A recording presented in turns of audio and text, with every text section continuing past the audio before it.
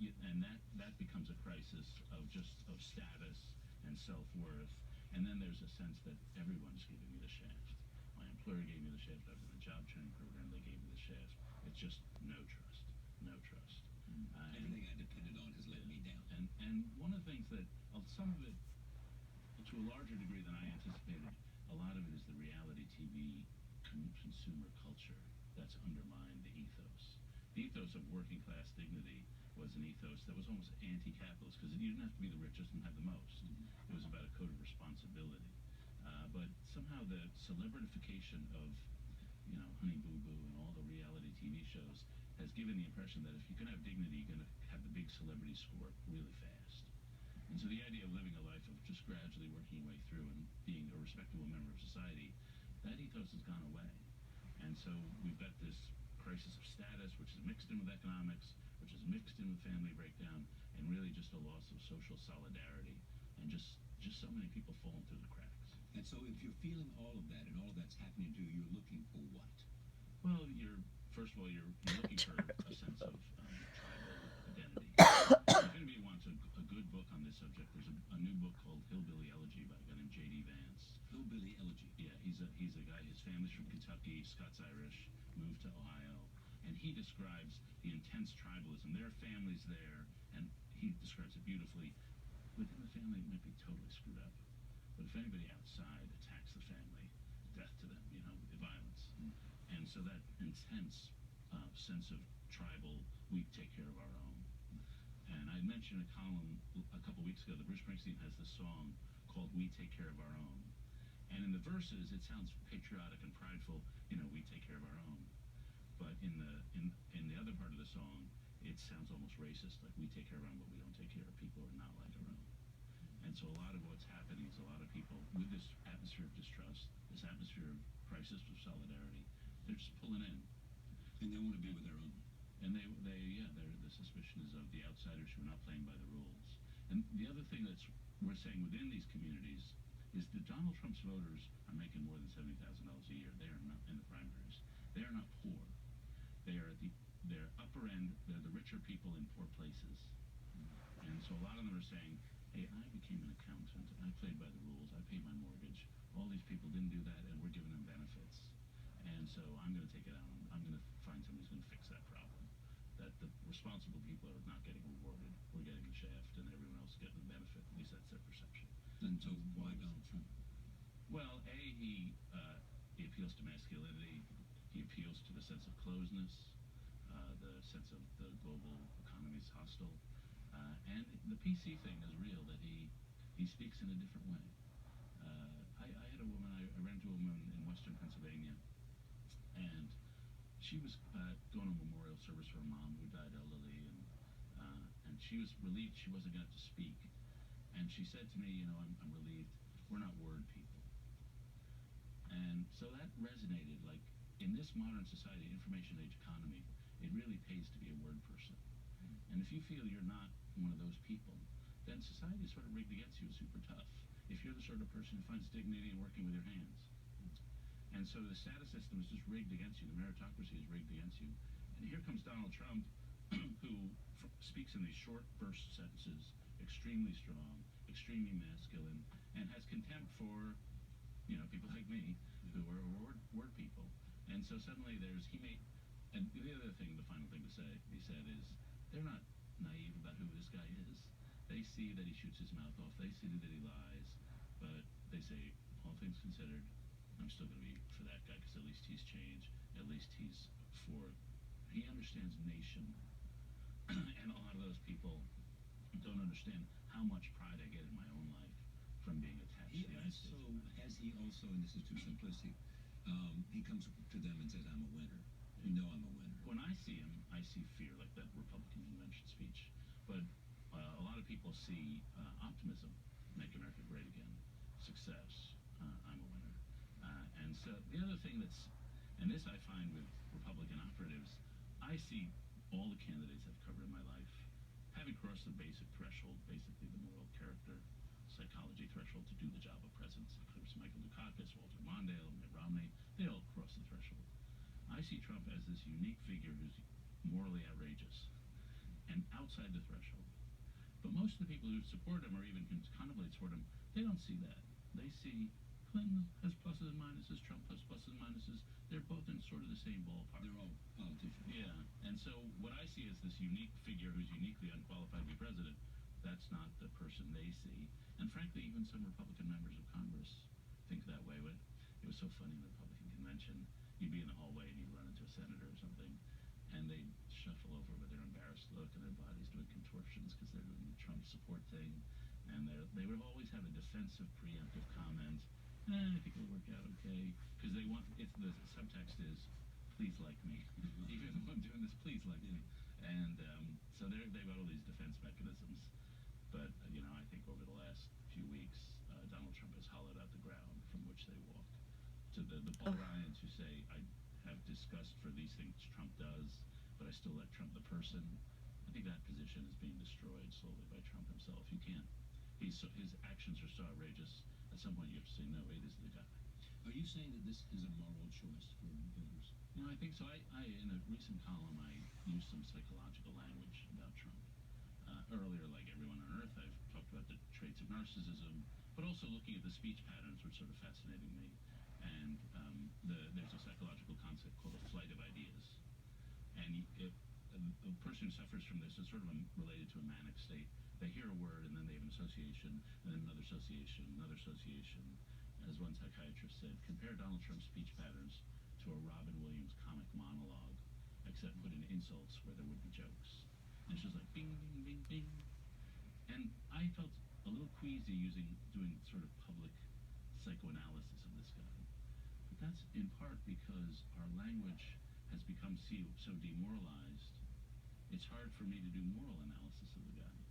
But at root, it occurred to me after I'd done all this psychological dress-up that I really have a moral objection to the guy. I mean, lying is wrong, and lying that much is wrong.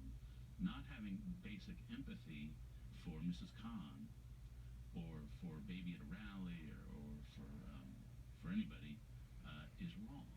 It's a moral wrong, but we try not to use those moral categories because it seems self-righteous. But to be honest, my objections to him are more moral than psychological. And do you think that for those Republicans, people have written this? And in fact, Michael Morrell said at this table last night that he had to speak out because he thought not to speak out was, in a sense, was not to be as moral as you had to be at this time. I think this is, witnessed for months, a sort of Joe McCarthy moment. Yeah. And that if where are you? Where were you? And you'll be remembered. And if the sentence I had was, if you're not in revolt, you're in cahoots. And so I do think you have to. If for a political office holder, it's a tough call. But I do think if years hence this will be remembered, and when your grandkids think about you, they'll remember this moment. And Does he remind you of anyone? The Berlusconi references are a bit, I think, germane. The Putin references are a little less germane. But I would say, in distinction of Putin has a plan and has self-discipline and a strategy. I don't think Trump has those things. So other than when? Yeah, but the Berlusconi references I think are higher. The way, again, to go to the verbiage, it always comes back to himself. Like if he has to utter more than an 8-word sentence, it loops back to self. And my interpretation of that in the psychological community are narcissists secretly secure and they're promoting themselves, or are they super secure? Right. And I think the better distinction is, are they fragile or not? And you can be high self-esteem, but also extremely fragile. And I would put him. So he's fragile. Just the need to lash out at every instance, I think, suggests fragility. It does not suggest security. I once watched your show years ago, and you had a bunch of Iraq veterans. The only one I know by name is a guy named Zach Iscol. He was at the table. This was about Fallujah. Yeah. And their voices were so quiet because they've been through something and they didn't really need to prove anything to anybody. And that's the opposite of Donald Trump. His voice doesn't have that self-assured quietness that I know who I am. What are the moral failures? Got an hour or two, but bigotry. Say somebody once said about the top 10 commandments. Tell me your 5 favorites. Bigotry is generalizing onto the group the sins of a couple. And so when he wants to ban all Muslims, to me that's the dictionary definition of it. The lack of empathy, so much of... So what if someone said to you, and this has been said to me, it's an opening bid by him. This is what he knows, a transactional life. Yeah. And so everything for him is, I'll start here, but I'll end up here, and that's what I intended to do. Don't make a moral judgment because of where I start. Make a moral judgment maybe where I end. What that argument is asking us to do is suspend morality and to reduce everything to cash nexus, and that everything... But that's how he does see the world, don't you think? Yeah, but we don't have to forgive him for that. No, but I'm just asking for insight. I mean, he does see the world, I think, is in a sense, that's the world that he's lived. That's what the art of the deal is about, whoever wrote it. Yeah, and how he got this way, it's beyond my ken, I don't know. But, as one of the best Clinton ad makes clear, he pollutes the moral atmosphere in which we raise our kids. Right. So what does it say to your nation that someone like that could rise to being within two people of the most powerful? The moral atmosphere of Mars, influence not only about soon to be. also about our future. Right. Well, I do think it indicts, as I said, a crisis of solidarity, and it's important a distinction, maybe contempt one might have for Trump with the Trump voters. To me, he's the wrong answer to the right question. They are right to want something different, Right. and he's the only thing they got, so fine. But that doesn't mean we have to have contempt for the actual people. So my question too is he the only one that could have filled their expectation? Was there something about the reality television that become part of the reality of life for so many, for a number of people? Yeah. Because I mean, I grew up in a small town in North Carolina, and go back there in a sense, understand some of the frustration because it's an area in which the economy has gone other places. It's gone to Asia because of textiles. It's gone away because of tobacco. Right. And so there are people who are looking for places to find what they believe ought to be what their parents had. Yeah, I think there could have been and will be another possibility. So now one of the debates that we're having is between globalists, Right. who want to have multilateral institutions and free trade, and ethnic nationalists like Trump. And so we're having this weird debate between these two sides. This is what you call the open-close debate. Right. But America already solved this problem. We had a strong nationalist, which was ardently patriotic, but based on the idea that we're a universal country, and that everybody could come here as long as they assimilated and were part of America. And Alexander Hamilton, who I quote every time I'm at this table, and Theodore Roosevelt were fervently patriotic. And touching that pride is so important for the people in North Carolina or for the people in West Virginia, because, especially you go to these places, and maybe everywhere in America, you can't go 5 minutes without talking with the local sports team. There's a lot of collective dignity you get from the Pittsburgh Pirates or the West Virginia team or whatever, the football or college. And Poor substitute. And so that had to be played upon, and it has not been. And coming up with a new and better form of nationalism, better than Trump nationalism, which goes back to Theodore Roosevelt, new nationalism. He was very ardently patriotic, with a strong sense of masculinity, where men had a role to play in society. But attaching that to an encompassing embrace of a lot of people coming in here as long as they assimilate and play by the rules. I think that kind of nationalism could appeal both to people who want free trade and to people who are hurting in wherever in New Mexico.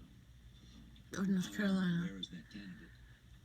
Well, I've been waiting all my life for that candidate, and he always seems just a hair's breadth away. John McCain was in 2000 was almost going to be a Teddy Roosevelt type candidate. Straight talking trash. Oh, please.